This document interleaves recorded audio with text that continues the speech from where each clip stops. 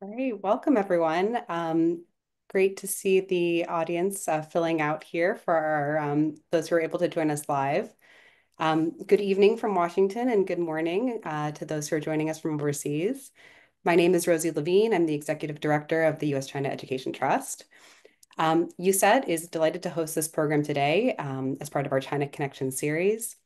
For those of you who are unfamiliar with USCET, we were founded in 1998. We're based in Washington, D.C., and we bring together students, scholars, and policymakers to deepen U.S. knowledge of China, Chinese understanding of the United States, and to center the voices of individuals who make up the bilateral relationship. And today's program is part of an ongoing series entitled China Connections. And today's program is titled Bridging Generations of U.S.-China Educational Exchange, American Scholars to China. And it's the first part of a two-part series. And next month's program in August will feature Chinese who've studied in the United States. But today we're joined by a really all-star group of panelists who will each be speaking about their experience studying in China. And just to set the scene for this conversation, I think many of those on the call are aware of the really difficult moment for U.S.-China educational ties. We're at near a historic low of American studying in China with around 1,000 students on the ground. And Chinese students are facing pressures as they come to join the United States as international students. Visa restrictions and other sorts of policies are impacting the ability of the flow in students on both sides. And so here at USCET, we really want to focus on this issue and shed a light on those who have been able to benefit from educational exchange and to share the impact of those experiences on the trajectories of those who've been able to partake in it. So this China Connection series program, throughout our series, we focus on individuals who've had on-the-ground expertise, practitioners, policymakers, journalists, writers, authors, who have had time on the ground and trying to levy that expertise and firsthand exposure to broaden the perspective of what's possible after time in China and to transfer that knowledge to a new generation who's weighing whether it's in their interest to go to China or not. So we hope that these panels help inspire the next generation to learn what a career in the China field looks like today and gain deeper insight into current affairs in U.S.-China relations. So today's panel is really, it's a treat for us to have this incredible lineup. We have four experts who represent different generations of U.S.-China relations and U.S.-China educational exchange. Starting with Susan Shirk, who was one of the first students to travel to China when she was a graduate student in California and really was part of the group that opened the door for educational ties. And Susan is the director emeritus at University of California, San Diego, joining our panel today.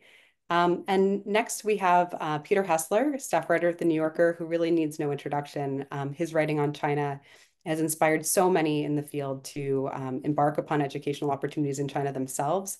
And he joined Peace Corps in the 1990s and traveled to China and really sparked both, his own career as a journalist in this field, as well as inspiring many generations following. So we're delighted to have his perspectives.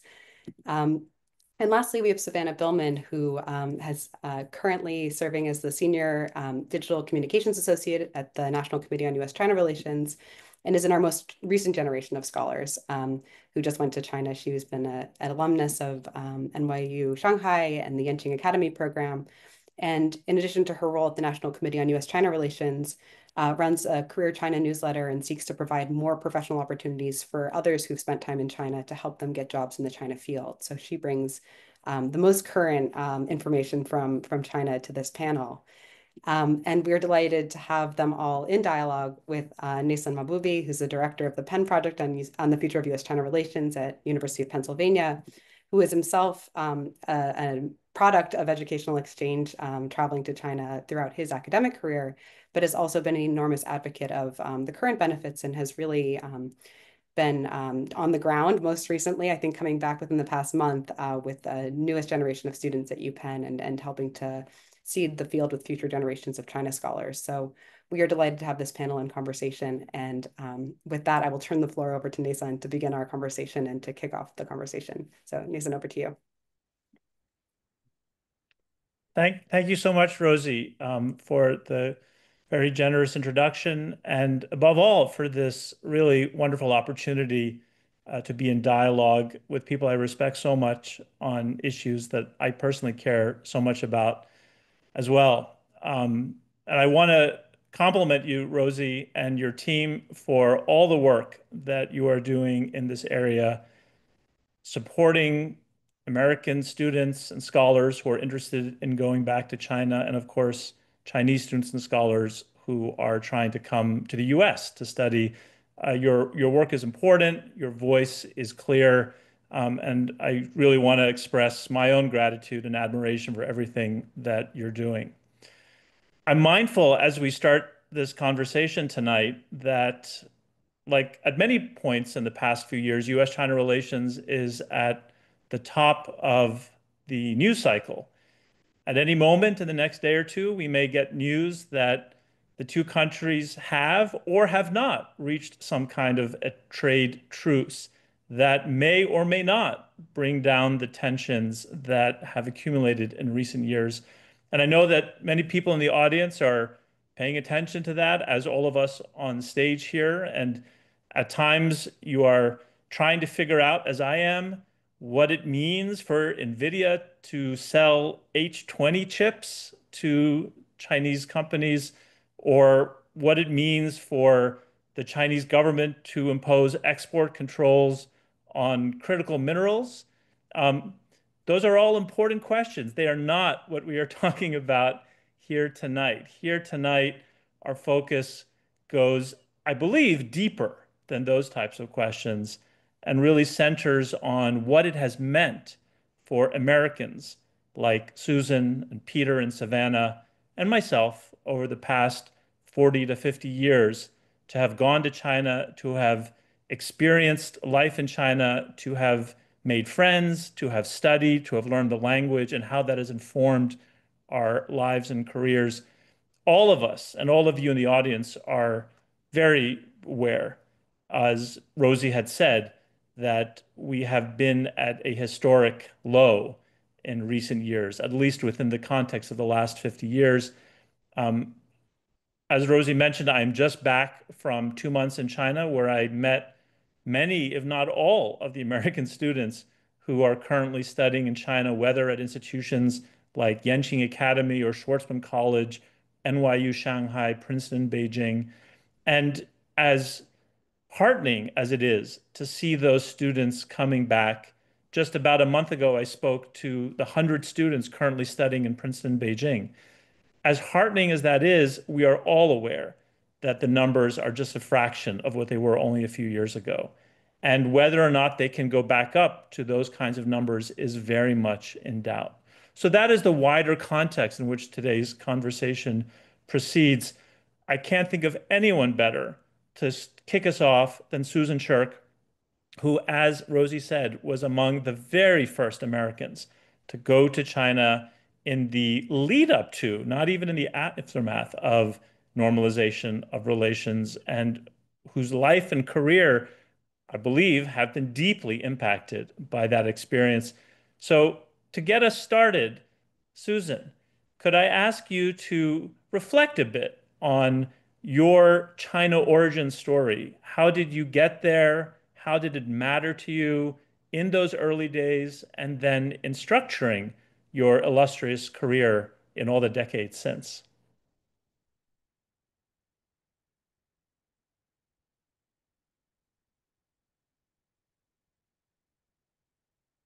And Susan, I think you might be muted.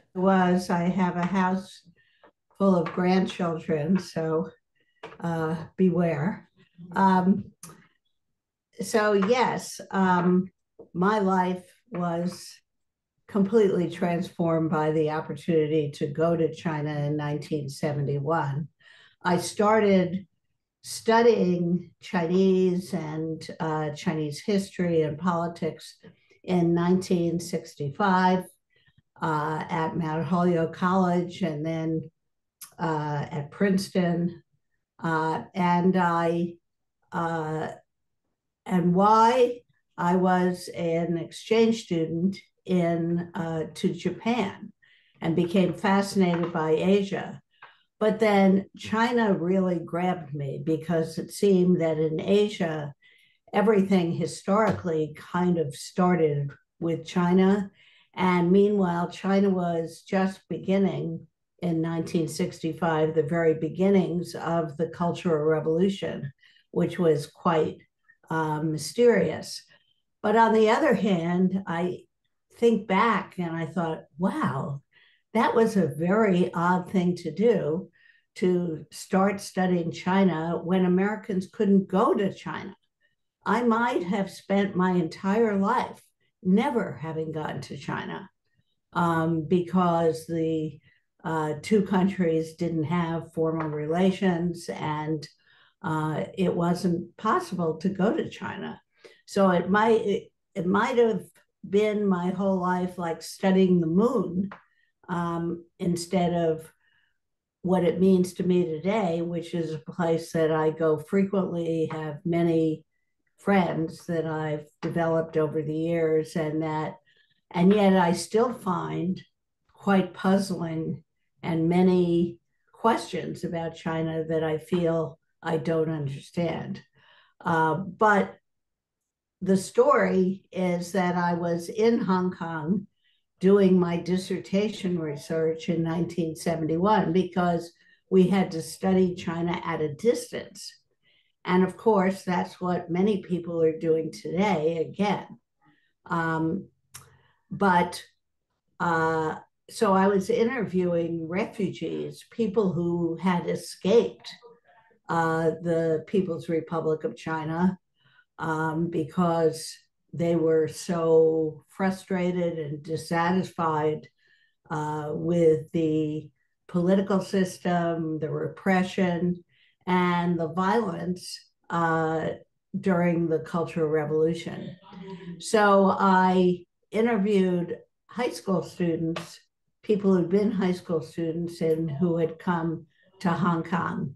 And then, fortunately, and I mean, this was a stroke of unexpected good luck, the ping pong team went to China, and Beijing decided to invite more Chinese students to come to China, even before Henry Kissinger had gone to plan the Nixon visit. So there were a group of us doing research in Hong Kong.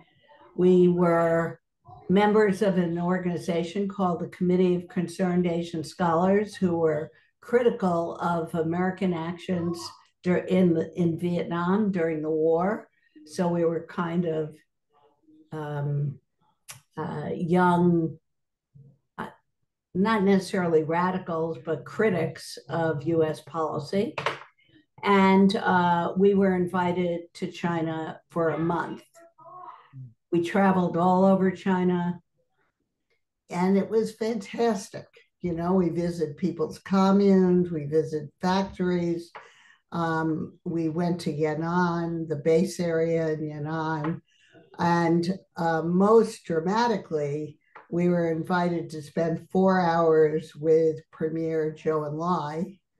And it's a long story, but if you go and look on my website, you'll see a picture of me with Zhou Enlai. There were 15 of us. And of course, Zhou Enlai was the person who tried to bring China more into the world despite Mao Zedong's opposition. But of course, this initiative to open up was really Mao's initiative in 1971. So after that, I have been going to China frequently to do field research for my research, my writing, and I started studying education, but when Deng Xiaoping, after Mao died, introduced market reforms and opening, I shifted over to studying that. And then after I had the opportunity to serve in government during the Clinton administration, I shifted more to studying China's internal politics and how it affects its role in the world. I'll stop there. That's great, Susan. Thank you so much. I'm going to ask you at least one follow-up, maybe two, before moving on to Peter and Savannah. The first question I have, as you are describing that very, very early visit, even before Nixon's visit, and I believe, as you said before, Kissinger's visit, I am curious if in that time you came across people who had been in China, who had had that kind of exposure to study in China from before 1949. And I think of that because in some ways, those of us who have had this experience of watching the decline of American students and scholars going to China in the last 4 or 5 years are in a way like those people could have been back then. Of course, that period was much longer. It was at least by then, it would have been a 20, 21-year period. But I do wonder if you came across those kinds of people and if they conveyed something in the same nature as what yourself and myself and Peter and Savannah might be conveying in the conversation today. Well, of course, some of our teachers in my generation were people who'd grown up in China in missionary families before 49. So, including Lucian Pai, my Sure. own professor at MIT. Um, and yet they hadn't been back. They didn't really have that much direct familiarity from their childhood about China during that period. Um, and uh, and then, of course, there were pioneers of people who started studying China when you couldn't go to China. Um, Bob Scalapino, Doak Barnett, um, Jerry Cohen, but these people also did most of their work interviewing in Hong Kong and then reading the official media, which really, of course, was propaganda, didn't really tell you that much about what was happening on the ground in China. So, I mean, I think, well, a Chinese official not too long ago introduced me to at a conference in China, describing me as a dinosaur. Hmm. And of course, for him, that was a great compliment. Um, so I am kind of a dinosaur, but I feel so lucky. I could never have planned this out. There was nothing, it was just serendipity. But it has made me really passionate about spending time in China. And at 21st Century China Center at UC San Diego, we are encouraging students to do field research and working with Chinese universities to encouraging them to welcome those students. And frankly, many Chinese academics and university presidents want to sustain the internationalization of higher education. Great. And I will ask one more follow-up before moving on, because so much of your theme, especially in your last set of comments, had to do with academic knowledge.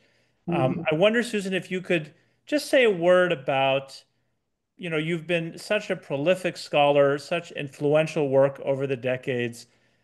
Could you have done it without going to China? If you were just looking at materials from abroad, in the way that some of the people that you mentioned had to do in the period from 1949 to at least 1972, 73, if not longer, how do you think about that? How do you think about the fact that in your academic career, you were able to do so much work on the ground in China? Well, I think social science research on China has really gotten fantastic.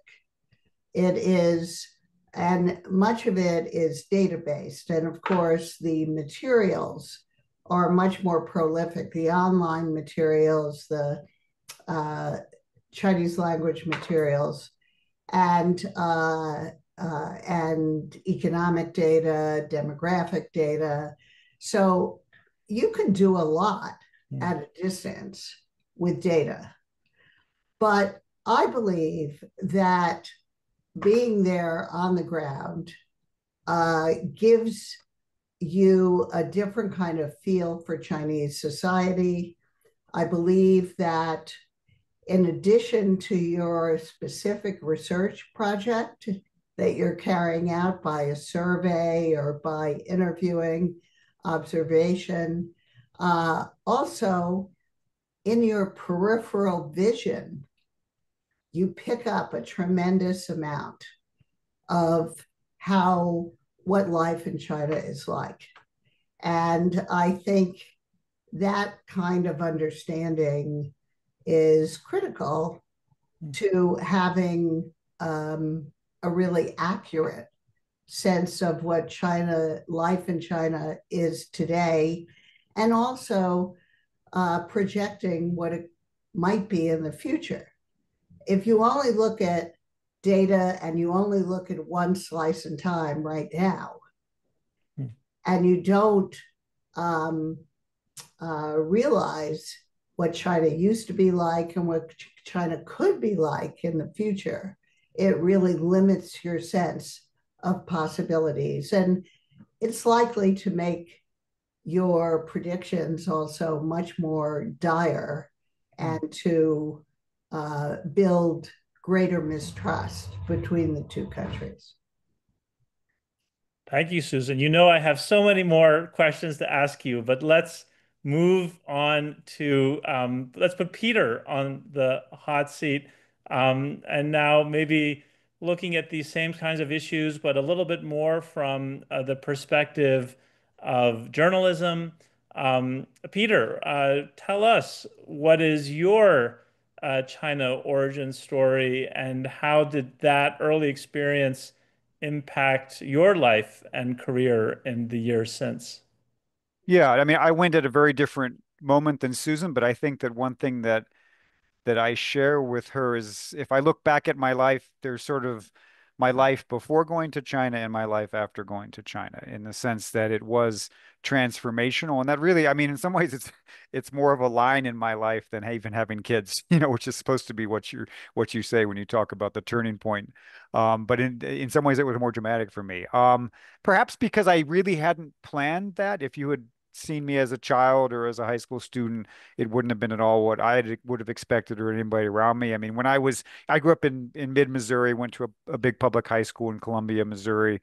I didn't have a passport in high school, didn't have a passport in college, never went overseas, didn't speak any languages, and really had no particular interest in China. I went to Princeton University. I was fortunate to go to a great university with a great Chinese department and with some wonderful Chinese scholars. Unfortunately, I didn't take a single class by any of them, because I just didn't have the vision. And it's interesting because my freshman year was when June 4th, the Tiananmen Square massacre happened, right? So I was certainly aware of that, and that was something that all of us knew about. And I did have a friend who was from Beijing, actually, in my dormitory. And I remember how stressed he was around that time. So it was something I was aware of, but it wasn't part of my life, and I didn't see it becoming part of my life. I did want to go overseas because I felt I had this lack of international experience. So after college, I tried to find ways to go, and ended up getting a fellowship to study in England at Oxford. I finished there after 2 years, and I had this idea that I would go home.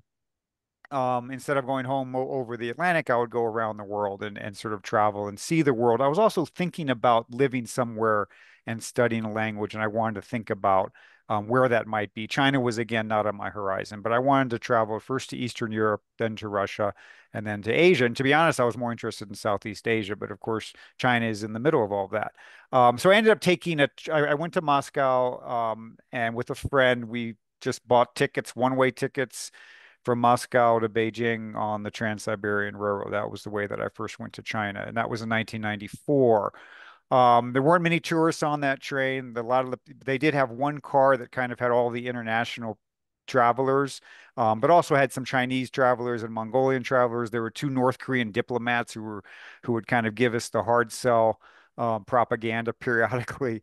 And there were a bunch of people that were taking goods back and forth. Like I remember there was one guy who had a big bag of speedometers that he was taking to China. Nobody could really understand why. And another guy who had these alarm clocks that spoke Russian. And again, it was a mystery. So, and a lot of people had cigarettes. So it was this kind of interesting scene on this train, a 6-day train ride.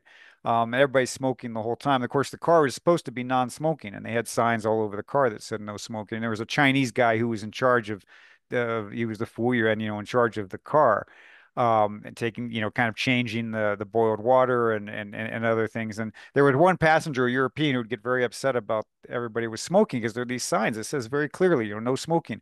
And he kept going up to the Chinese conductor, didn't speak very much English. Can you point at the sign and say, look at this. It says no, no smoking. And the Chinese guy would, just try to say something or whatever. And by around the third or fourth time that this confrontation happened with the European guy getting angry and angry, the Chinese guy said, okay.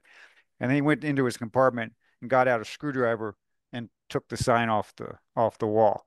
Um, and to me, in some ways, that was one of my first introductions to a Chinese solution. There was a lot of pragmatism there. There was a degree of irreverence, and there was also humor, which were things that I learned to appreciate about China. When I got to Beijing, I was sort of struck by how much I was drawn to this place. There was a real tangible energy.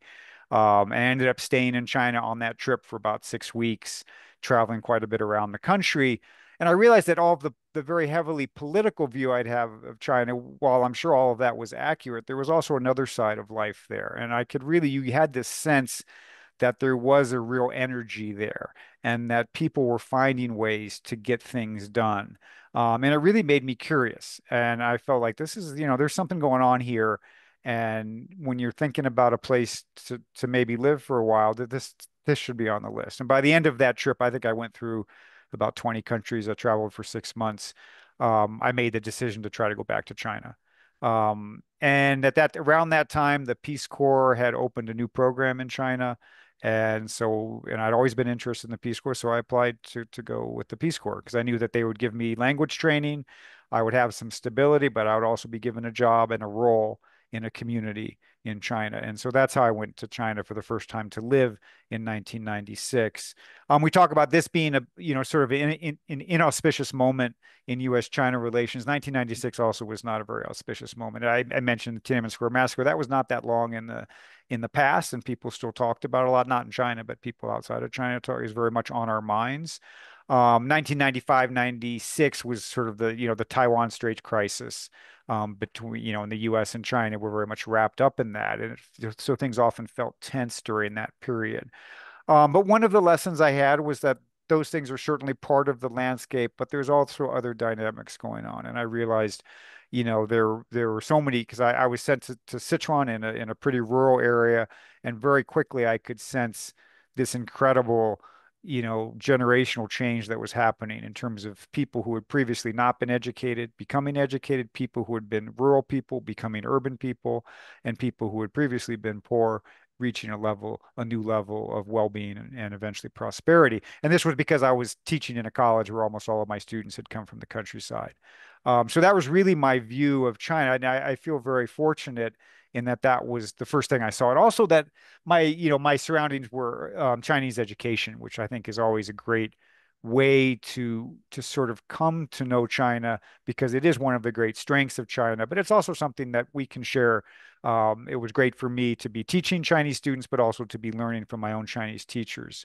Began studying Chinese there in the Peace Corps. So for me, very quickly, it became about three things, I think, in terms of one of the three things was language. In terms of I was trying to learn Chinese, but I was also teaching English, and my Chinese students were trying to learn this foreign language. And I realized how important both of these languages were to these connections. The second thing that I was very aware of was community. I was part of a Chinese Danwei, a work unit. I was working in a teacher's college. I had a role there. I got to know the other teachers. I got to know the students. And that sort of connects you in a way that made China seem much less abstract and much more human. And I think the third element was really just education, which became something that was a major part of my life even after I became a journalist and started writing about China. I maintained my connections to education. Almost all of those students that I taught in the 1990s later became teachers, and I would go visit their classrooms in Sichuan, and I would hear from their students and correspond with their students in many cases.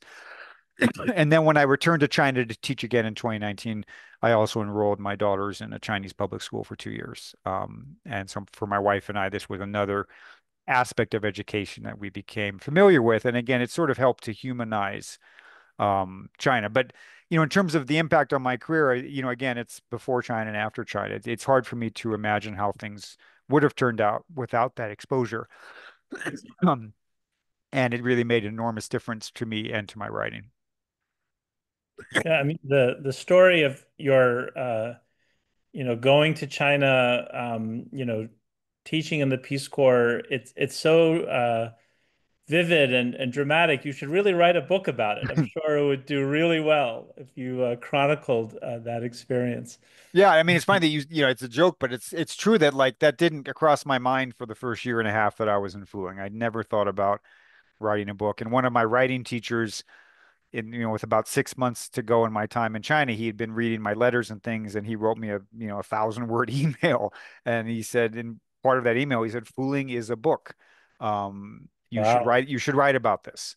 And then I just didn't think it was important. And then I read that email and I realized, no, I think this does matter. Like this moment matters. These people matter, and this exchange matters, and that's what I wanted to write about. And that became the subject of my first book, Rivertown. Yeah. I do want to ask you a couple of additional follow-ups as well before moving on to Savannah. And one of them I can't resist asking because my own first experience in China was right around the same time, 95, 96. And those events that you referenced, the Taiwan Straits crisis and also being still within the vicinity of Tiananmen Square, really the incident of the June 4th, 1989 really shaped my own mindset as well. And I guess I want to ask you to reflect on that a bit. If that is the initial starting point, understanding that China is an authoritarian country and understanding the tensions over Taiwan and so many other issues. How has that been a marker for you in your own thinking about China in all the decades since, and in your own interest in going back in all the decades since? Yeah, I mean, I think you kind of realize that every generation has its challenges as part of it, and that there are always problems, and this is an authoritarian country, and that is something that you're very aware of. I was very aware of that as a teacher, less as a tourist when I was traveling, but once you're there living in some capacity, you're aware of it, and it's not something to be dismissed.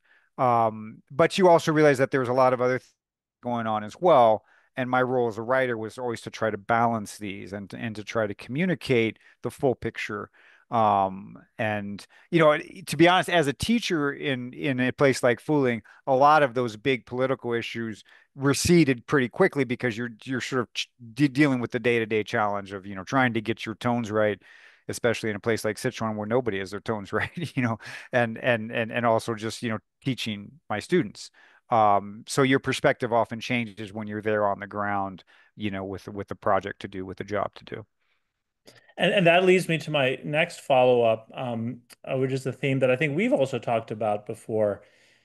So you have this very complicated country, lots of different stories. You have big politics, but then you also have things happening at the daily level that are fascinating on their own terms. When we think about, I talked with Susan about sort of academic writing and knowledge generation about China, but when you think about journalistic accounts, what's the right balance between telling all of that, telling the high politics and the difficult parts, but also telling these parts that are more at the daily level and, are not necessarily linked to high politics? Like, what's the right equilibrium for all of that, and what should we be striving for in terms of, the wider community Mhm. of commentators and journalists on China? Yeah, I mean, I think it's, it is a really hard question because there's no formula, right? I mean, there's no equation, there's no ratio that we can point to this amount of politics versus this amount of human interest. And I really think for me, the guiding principle has always been what interests you the most and what is the experience that you have that's unique or special that you can convey and focus on that. And really, the key is sort of in some ways outside of myself as a writer, in that we need lots of people doing this, right? So, it's not I'm not writing the book about China that everybody that will tell everything. You need a lot of these people on the ground doing research projects, finding ways to communicate what this place is. And you need them from all different kinds of backgrounds and approaching this place in all different kinds of ways. And that's really critical, I think. Sometimes people say, what's the one book you should read about China? And I was like, well, please don't do that. Please don't read one book about China. The key is we need lots of books. We need lots of people on the ground telling us what's happening there. Great. I'm going to move next to Savannah to bring her into the conversation, but I do want to give you fair warning that in the next round of questions, I am going to, pose some questions to all of you that have to do with the restrictions on some people being able to go back and how that impacts the way we should all be thinking about these issues. But I'll give you time to think about that, and we'll go to Savannah. Savannah, your initial exposure to China may be a little later than both Susan and Peter. So maybe you could situate for us and the audience, when was your first exposure? What was your China origin story, and how has that impacted your life and professional choices in the years since? Yeah, certainly. Thank you, Neysun. Thank you, USCET, for pulling this all together. It's super interesting insights so far. So I grew up in rural Pennsylvania. My first exposure to anything Chinese, I don't know how I came across this, but I grew really fascinated with the language specifically. So I started learning Mandarin from a local Chinese community center from when I was in elementary school. And for a long time, that was my only exposure. I was kind of fascinated with the calligraphy and the artistry, the ways that the characters were different between traditional and simplified. I just focused on the language through my middle school and high school. And then in 2013, I got a scholarship from the State Department, the National Security Language Initiative for Youth. I'm not sure if that still exists anymore. I'm hoping it does, but they sent me to Beijing for a year with 8 other Americans to take Chinese classes from 7 a.m. to 5 p.m., 5 days a week for 9 months at a Chinese high school. That was my first time living in China. It was an extremely intensive first experience, and you realize that no matter how much you've studied from a textbook, the real world completely blows that out of the water. And I realized, wow, I really don't understand what people are saying to me at all. This is a totally new experience. Chinese high school, I was there for my 11th grade year, 2013. That was just a fascinating foray into China. Even though we had privileges as foreign students, we were there with some other Australians, mostly Koreans and Kazakhs were part of this international language program. So Chinese was very much the lingua franca, even among the international students. Every decision in a Chinese high school is made for you. There's an alarm that goes off in the morning when you wake up, and they shut off the electricity and the water at 10 p.m. at night, so you can go to sleep. And there's Zalzishi and Wanzishi, morning and evening study, and just everything is taken care of for you so you can focus 100% on studying. It was an extremely grueling experience, especially for someone coming from an American public school background. Beijing during 2013 was the year of the air apocalypse. The pollution was awful, but it was also such a fun and vibrant time in the city. At the time, the expat community in Beijing was still very strong. So even though, we were in high school, we were studying all the time, we didn't get out and do all the types of things that I might have done if I was a working professional but we still got to take advantage of community events and venues that were really bringing together a very like international crowd to learn about China, to discuss China, to connect with each other. I remember we didn't even have, I think I had a WeChat account, but I didn't even have a Chinese bank account really. I was just using cash. It was a different world. There was no food delivery. I think in my last month there, I saw my first like delivery driver passing food through the school gates. I was like, wow, that's really quite unusual. It was also Xi Jinping's first year in power, which kind of didn't realize how that was going to impact my life until a little bit later. So I left China, finished my year in high school, my senior year back in the US. I had loved my year in Beijing, and I knew that if I had loved that kind of intense and dehumanizing experience, I definitely would like it if I was a little bit more independent and on my own and going to college there. So I went back to NYU Shanghai, which kind of combined what I was looking for. I really did want an American style education, but wanted to be in China. It was a perfect compromise. 2015 fall, I started at NYU Shanghai my freshman year. Almost night and day transformation from my time in Beijing. Like it went from being functionally okay in China without WeChat and without a data plan to the grocery store across the street from my freshman year dorm would only take Alipay. They refused to take any other method of payment. So the pace of change astounded me. And that was really a growing, like a really booming time in Shanghai, especially. It was really the time where if you left China for a couple months and came back, you wouldn't recognize anything that you saw. I loved the dynamism. My interest in China expanded beyond the language to really focus on history, specifically how China communicates about itself and its history. For my senior thesis, I studied how Chinese policy about the Belt and Road incorporated so much history going back to the Han Dynasty, and the government really invested a lot in providing historical justification for modern policy decisions, which I found fascinating, that there's this much attention being paid to this. I worked and interned primarily in journalism, actually. I really wanted to be a journalist in China. I was so interested in the dichotomy between what I was seeing on the ground and what Chinese people found important about their own story versus what was being communicated to the outside world didn't really seem to match. And what the US found important about China was not what Chinese found important about themselves, or about their society. So I really wanted to focus on that. My time in China, formally living in China, did come to kind of a strange close. In 2019, I started Yanqing Academy.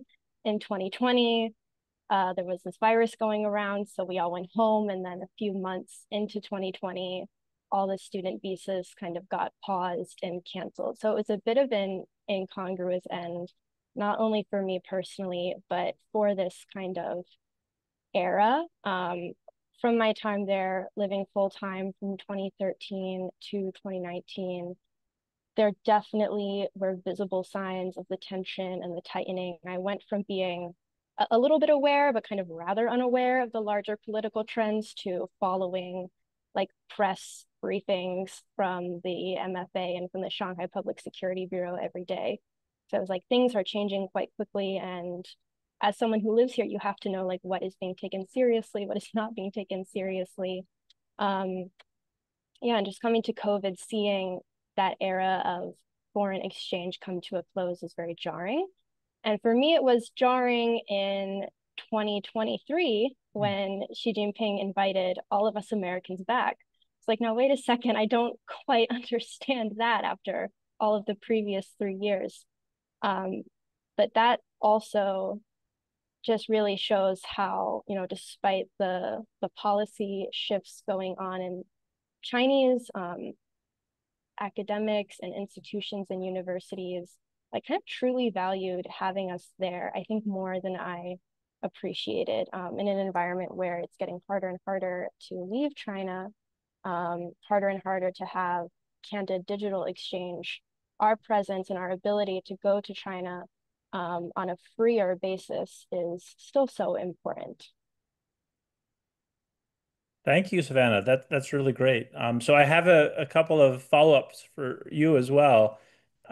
First, when you just think about this conversation and you think about, the period in which Susan first experienced China in the lead up to and immediate aftermath of normalization of relations, and then the period that Peter and myself experienced China for the first time in the lead up to and the immediate aftermath of China's entry into the WTO. And then your period, which, as I hear it, is sort of in the early lead up to and then, ongoing development of Xi Jinping's administration. How do you think that matters? How do you think, not just in the context of this conversation, but I'm sure you've thought about this with all the people that you encounter through your work at the National Committee of these different generations. How does it matter that someone like yourself has experienced China in a different kind of vein than the ways in which Susan, Peter, myself, and so many others had experienced China for the first time? Have you thought about that and what the significance is to your overall perspective on these questions? Yeah, first of all, listening to these stories, I'm thinking, well, was there ever a time when things were not leading up to or in the immediate aftermath of one thing or another? That seems to be kind of a trend. Um, Man, I think my own experience is not necessarily that distinct or unique. I think we are just, each of us have encountered China at various stages of its own, national growth and its own thoughts about its own engagement with the world. I think that the interesting thing for me about being in China was seeing how similar our countries are and seeing the American exceptionalism that we have and the Chinese exceptionalism, which is definitely present, play out in different ways. And seeing the parallels that at different times in both the US and China's story, domestic concerns and domestic issues have been selected to take paramount over the international image. And that plays out in very personal ways in our lives, but it is rather an impermanent state. So I do think that, we might be in a low point, but in exchange, there definitely can be a turnaround right up ahead, as we have seen in the past. I think there's just enormous value in all of our experiences overall, being able to trace China's perception of itself and the way that it communicates about itself and what it chooses to, tell to us and how it chooses to invite us in. I mean, Susan, your experience meeting Zhou Enlai, that is completely irreplaceable and unable to be replicated in the modern day. So just thinking about things like that, the different levels of priority that China places on educational exchange and that the US places on educational exchange as like political openings or political doors that they choose to close.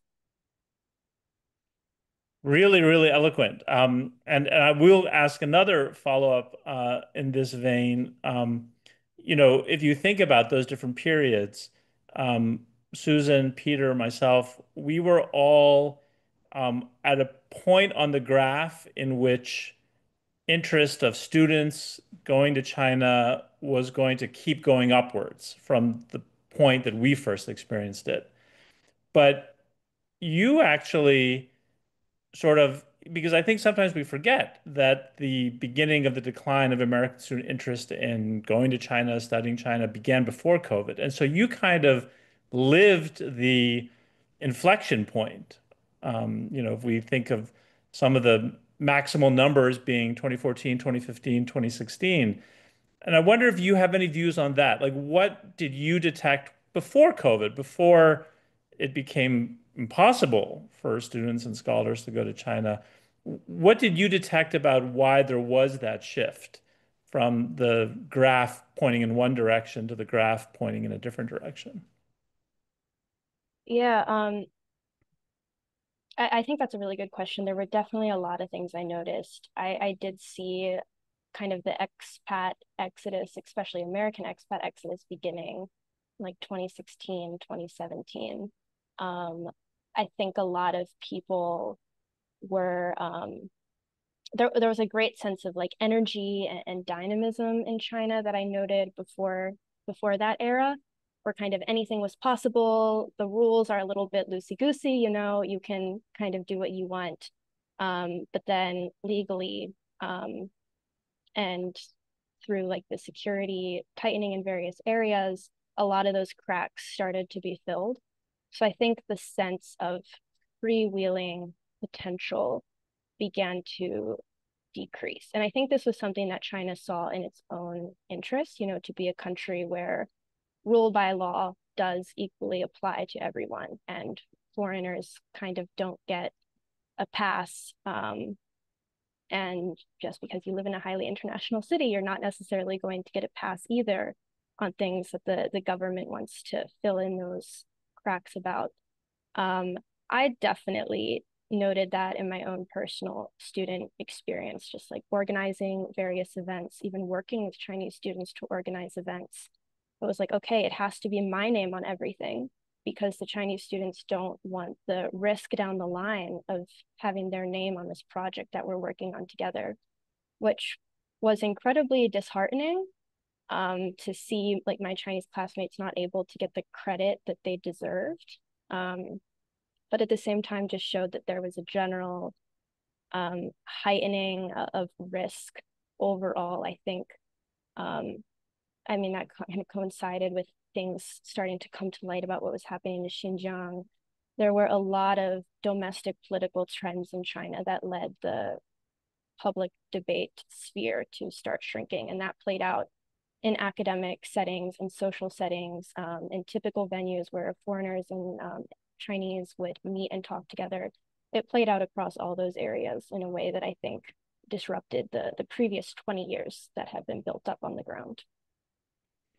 Great answer, Savannah. And so what I want to do is build on that answer and ask a question to all three of you. And in doing so, I'm mindful that we have about 30 minutes left in the conversation. I am very happy to bring in questions from the audience. So if you would like to pose a question, please do so in the Q&A function. I'm scanning that and I will pose them.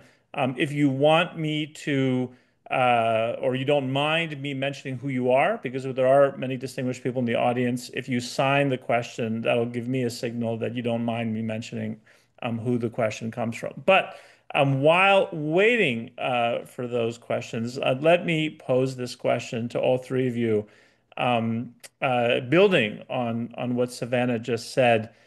I think any of us, and I think it's probably fair to say that just by virtue of being on this discussion, all of us feel that going to China, studying in China has been really not just important in our own lives, but something that we feel compelled to suggest for others. All of us in this mode, I think, have to very seriously contend with the ways in which China has become more securitized, more closed, more repressive over the course of the last 10 to 15 years. In all the ways that Savannah mentioned, um, when people take issue with the kinds of points that many of us have raised outside of this discussion, in this discussion, they would say, among other things, that China is not as safe as it was when we all first experienced going to China, that what we can learn in China is much more limited than it used to be. So the utility is not there. And we risk, by being there, legitimizing some really bad things that none of us, and I know for a fact none of us on this call would want to legitimize. So I'm curious how each of you grapple with that, I think, quite fair and serious critique that any of us in this mode, I think, certainly have a responsibility to grapple with. So I'm going to go first to Susan. and then Peter and Savannah. Well, I don't know about legitimizing. I certainly don't think you would advocate that just by virtue of going to China, doing research there, or writing about China, or even being a tourist, somehow is, you know, uh, a sign of complete approval of how China operates politically. But I think that I guess the way I've grappled with my very strong critique of Chinese policy actions, beginning actually not just with Xi Jinping, but the Beijing Olympics, right before the Beijing Olympics, when things tightened up after the first term of Hu Jintao was really peak freedom of information in China. There was investigative reporting. It was really very exciting. Civil society was developing different types of environmental groups, women's groups, all sorts of student groups. And then things tightened up before the Olympics with Zhou Yongkang, the Control Coalition of the Chinese Communist Party, and they never loosened up ever afterwards. So, it's not just Xi Jinping, although under Xi Jinping, it's continued to domestically tighten up, and also foreign policy has become more aggressive, I would say. So, but I think it's really important. Two things I want to say. One is the way I've handled it is I say the same thing to everybody. I think self-censorship is really corrosive of our moral character. So and I get away with it because I'm such a dinosaur, I guess. But I say the same thing to Chinese officials, to ex-officials, to military people, to academics in China, as I say to people in Washington, or when I give talks to other places or to students. So the way I just deal with it is I'm completely candid about my views. But I also have this sense of optimism. I think one thing I've learned over my 80 years that some people are just naturally optimistic. Some people aren't. So I believe that there are a lot of positive possibilities in China's future. And, so I don't think it's always going to be like it is right now. And that translates into also my long experience and my friends in China and everything of a spirit of goodwill toward Chinese society. So I haven't given up on China and the possibilities of things improving in the future. Peter. Yeah, I mean, I guess I would, yeah, no, I think that, in times of strict limits and very limited information and all the challenges that you have in China now, I think it becomes even more important to be on the ground. You're more likely to learn things and also to kind of figure out exactly what those limits are when you're there. So, that is just as a journalist, I'm very much aware of that, that you always learn more on the ground. And, I think also just personally during this period and sort of having started in the 90s, I was teaching there 2019 to 2021, and there was no question that there was much more monitoring of student life in the university. There was, the internet was restricted in ways. I remember when the internet was pretty open, right, in China before they sort of had the firewall and before it was active in the way it became active.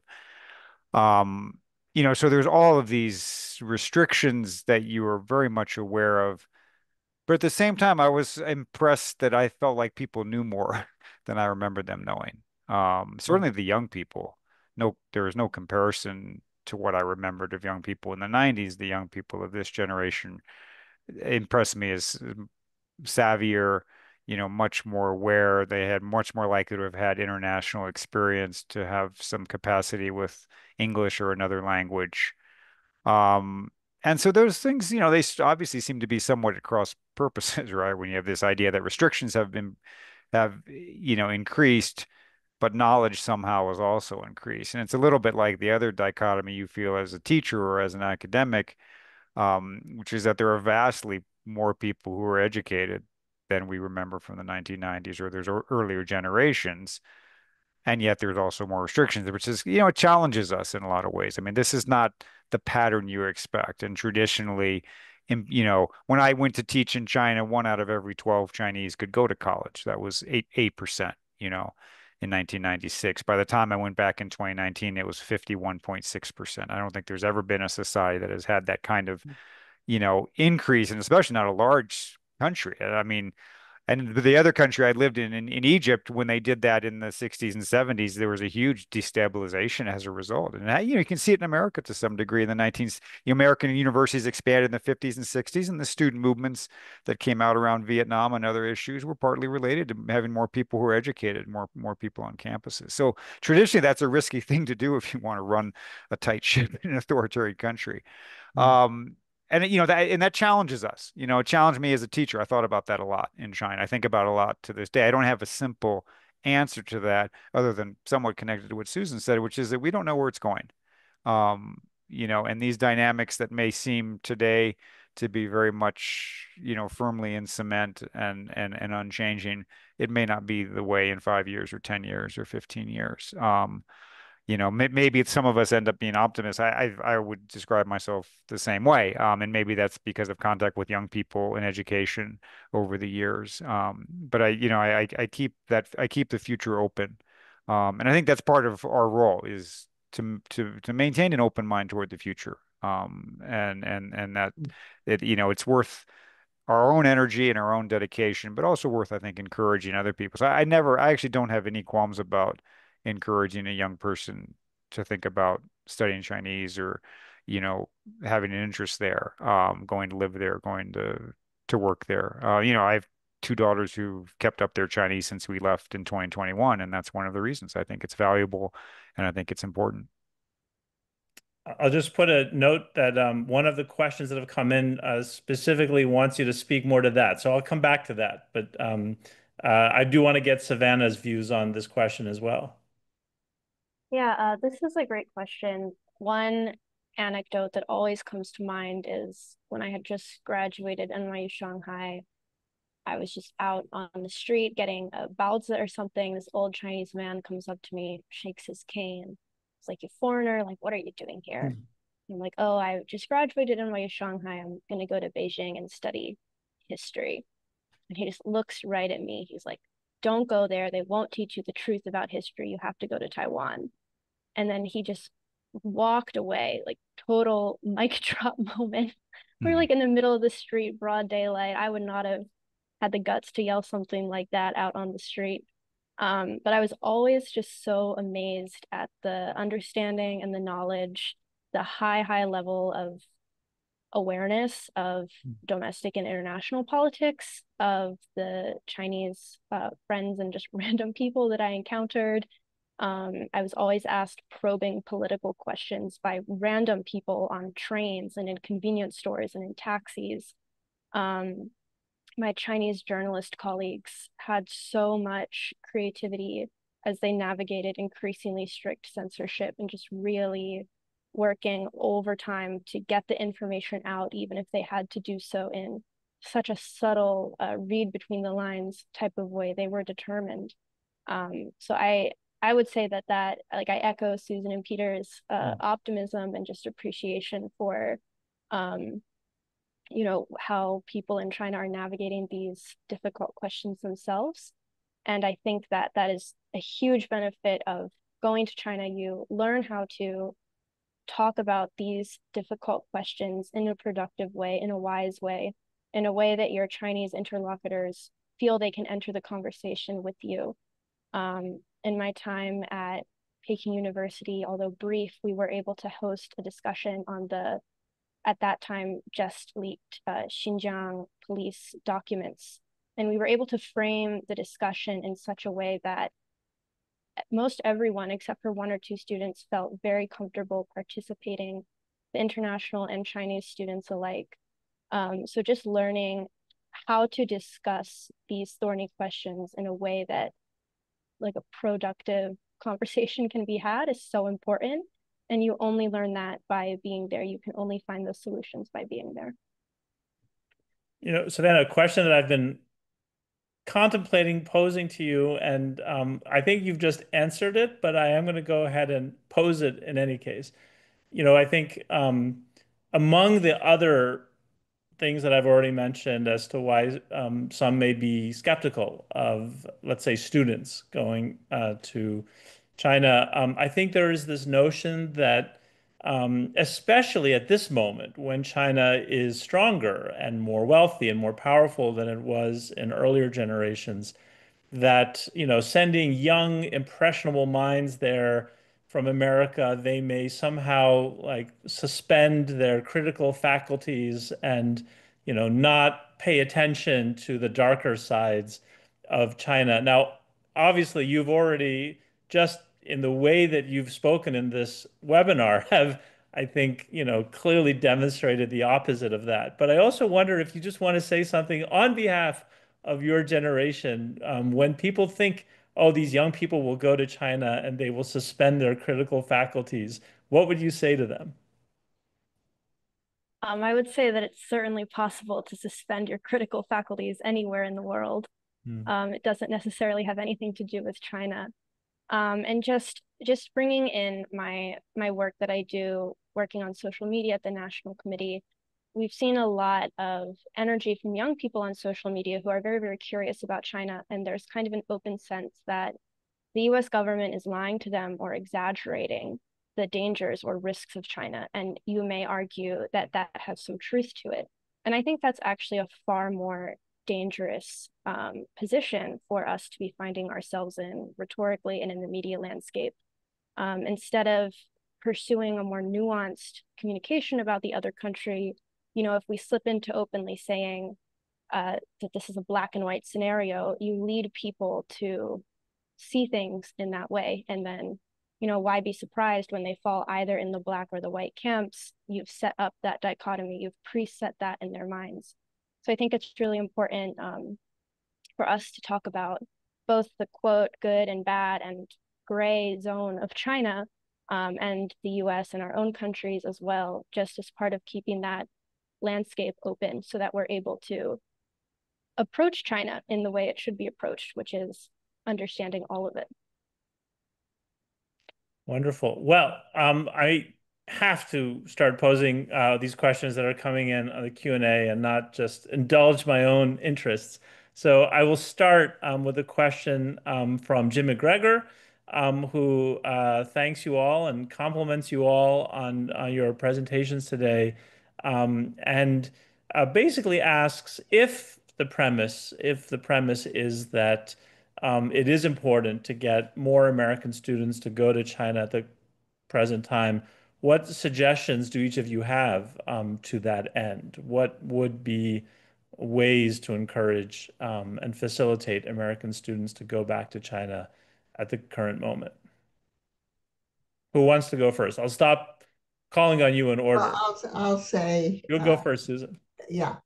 So what we're trying to do is to get Chinese universities to kind of offer institutional protection kind of to students. And so I think this is a time when a more structured program is helpful to making students feel and their parents feel secure about having them go to China. So, you know, schools like Fudan, schools like Renda, or just too, I mean, of course, I teach also at Schwarzman College.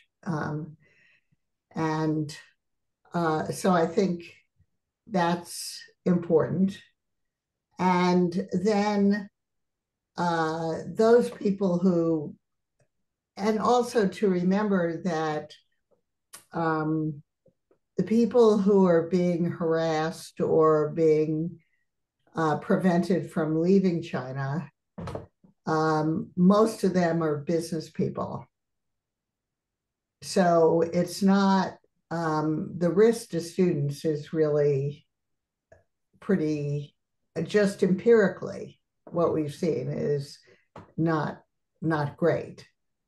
Not that significant. Well, I wouldn't say it's not significant, because if people are scared, they're scared. And so I think the burden is actually on the Chinese side to show that the door is really open. Now, the US government, certainly in the Biden administration, tried to get the Chinese government to make some commitments about bringing Fulbright back, maybe even Peace Corps back, and to have a commitment at a very high level of the government that these students would be well protected. And that would be really valuable, because the police apparatus, the public security apparatus, oftentimes is sort of off on its own, or they believe that all this talk about spies and infiltration from abroad is that they hear from the very top leadership, that for their own careers, they've got to really go after people. So there's not very good control. Certainly the foreign ministry and the people, the diplomats who care about China's good relations with other countries, they don't have much control over the internal police. But the Chinese Communist Party does. So the Chinese Communist Party should, even right up to Xi Jinping, make clear that they welcome more students and that they will protect them. I couldn't agree more, Susan. And I do wonder if, in laying all of that out, do you differentiate between undergraduate students and graduate students, and including in what you would want from the Chinese government, but in sort of your assessment of the risk profile? Gosh, I mean, graduate students who go off to a village and do ethnographic research and or surveys and things like that, if they ruffle feathers with the local pals, that may be trouble. And remember, this has happened a few times, even going way back, when academic researchers, graduate students, were doing research that revealed corruption or malfeasance at the local level. So yeah, I mean, there definitely are more risks, I'd say, at the graduate level, but the graduate students also have the skills to handle that in most circumstances, I would say. Peter, Savannah? Yeah, I mean, I think it does come, it comes down to institutional support, basically, which, and Susan's talking about institutional support on the Chinese side. And of course, we have limited control over that, or no control over that. We can encourage people, we can make that clear. So we also have to do our part, I feel like, and try to create the institutional support on our end that encourages students to take this step, to go over to China and to study Chinese, to live in China. And so, that's why it's sort of tragic that these programs like the Fulbright and the Peace Corps and these things were cut, which were all, were cut at we're the ones that cut them. The Chinese didn't kick out the Peace Corps. And so, we need to try to build some of these things back or build replacements for them. And I think that also does encourage people on the other side to maybe try to do their part institutionally. Because there are lots of people on both sides who share this value and understand that this is a crisis that's going nowhere good, and in some ways is not necessary, at least not to the degree that we're seeing it now. So I would like to see, because you know students need to be, sometimes they need that push in a way, or the or a pull, you could also say, just something that draws them and helps support them and makes them feel like what they're doing, is being supported. Yeah, Savannah. I would definitely agree with what's been said. I think, for better or for worse, a lot of the very admirable and wonderful US-led initiatives in this realm have been curtailed. I think if China sees this in its interest, if the government sees this as valuable, which I hope that it does, I hope to see more efforts made, more delegations planned. The last time I was in China last fall was on a delegation organized by Hopkins Nanjing and Shanghai Institute for International Studies. So there certainly is room for American institutions, public and private, in China to work with Chinese counterparts on bringing people over. I think in the early days of the US-China relationship, we saw a lot of Chinese delegations coming to the US to learn from different industrial and social sectors. I think it would be interesting to see China facilitating the return of that. I think that honestly would go a long way, as Susan and Peter have already said.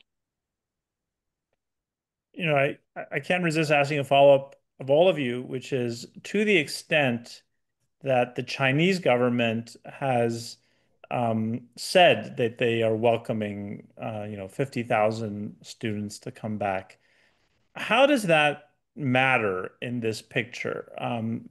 What is it that, in your view, is motivating the Chinese government? And do you think there's anything different about experiences that the Chinese government might curate, or simply Chinese institutions might curate for American students, versus experiences that would be curated through American institutions, whether it be the Peace Corps, the Fulbright, Schwarzman College, NYU Shanghai, and all the rest? Do any of you have views about that question?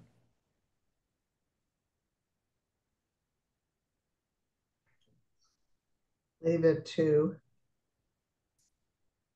others. Chinese universities are recruiting students to come to study language and history and culture. I think there's going to be a slant on that for sure. But I've had students who've done that, and they even offer scholarships.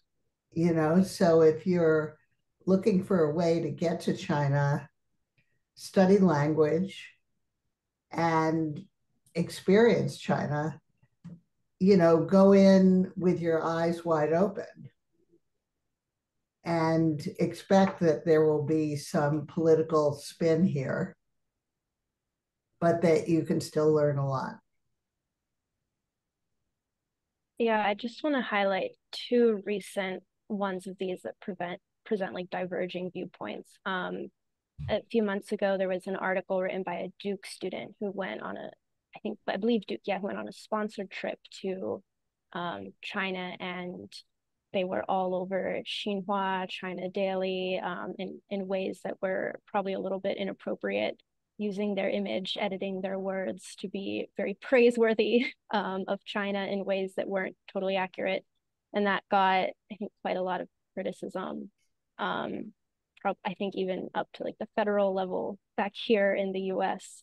So that's definitely a way to not do it properly. On the other hand, last summer there was a US-China Youth Dialogue symposium that was led by Chinese partners, was held in Fuzhou. My former journalist colleague who covered that event said that he was super impressed by the openness of the discussion and by the sophistication of the American high school participants. So I think it really absolutely matters that people who know China and know how to navigate these conversations and the reality on the ground in China are involved in these things, even if we can no longer fund them or promote them in the same ways. I think those two events show like a well-run event versus an event that was conducted without a full understanding of the Chinese media ecosystem. Yeah, I think what Savannah's just said is an important reminder that a lot of students and their parents are worried about going to China and having it harm their future career prospects. Instead of seeing it as a way of opening up opportunities, they fear that it might taint you, and that especially if you want to work for the government, it might be hard to get a security clearance. Susan, are they wrong about that? I mean, No, that seems to me no, no, no, they're error. not wrong. They're not wrong about it. So you, again, it's a matter of recognizing that, sad to say, that there are those kinds of risks. But on the other hand, you have no idea what the future will be like. So if you try to be completely risk averse and plan out everything, you'll have a very boring life. Yeah, and I mean, I always, when I talk to young people at universities, and I always say this is the kind of moment when few people are going over when the expertise becomes more valuable, right? Right. It's like, you're buying a stock when it's low, basically, right? And in some ways, that's was true when I went in 1996. There was not a huge interest yet in Americans going there, and if you went at that time, you often had good opportunities, as I did. And so I think that's important because I mean, people have to be motivated. They're not going to, you know, altruism is not going to do it, or just good feelings, right? I mean, they have to feel like this is good for them, good for their development, good for their career, good for their future. I wholeheartedly believe that that's true, but it does need to be communicated, and that longer perspective can help with that. And I feel, yeah, it's hard, it's challenging. It was hard to be in Fuling in 1996. To live in a town like that where there was only one other American. But the fact that it was hard also made it valuable, and taught me something that I wouldn't have learned otherwise, and that other people weren't learning. And so this is a moment when you have that opportunity as well. And so I would take that very seriously as a young person. I'm going to try to squeeze in one more question for the audience before Rosie comes back on screen and takes the mic away to conclude our discussion. So, a lot of really great questions, but one I think that's particularly important to pose, we have not talked about STEM in this entire conversation. Um, and as the questioner, I think, rightly notes, STEM areas are those in which the connectivity between US and Chinese educational institutions is particularly sensitive right now.